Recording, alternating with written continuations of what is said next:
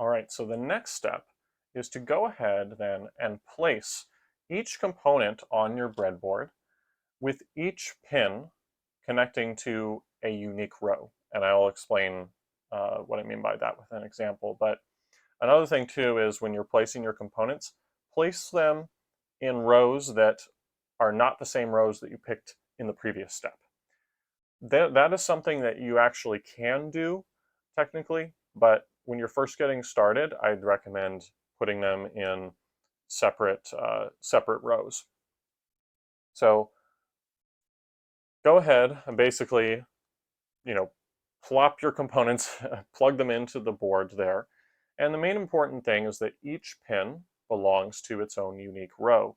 So for example, this switch here, here you've got one pin that's connected to this one row here, row 21. And you have another separate pin that's connected to its own row. Each pin is connected to a different row. Same thing here with this resistor. You've got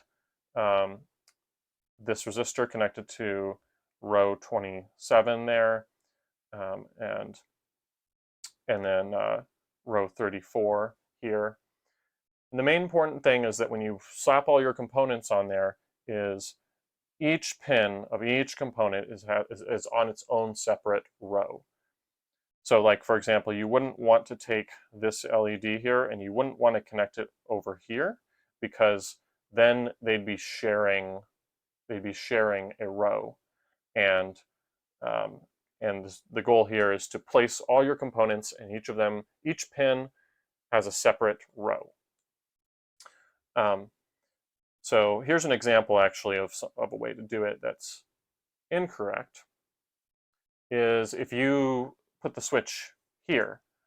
Here you can see now each pin is plugged into the same row.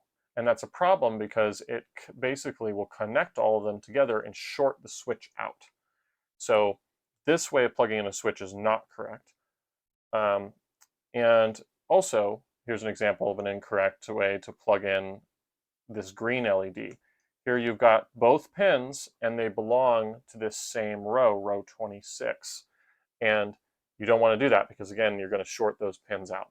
So again, make sure every single lead has its own unique row. They're not sharing any rows.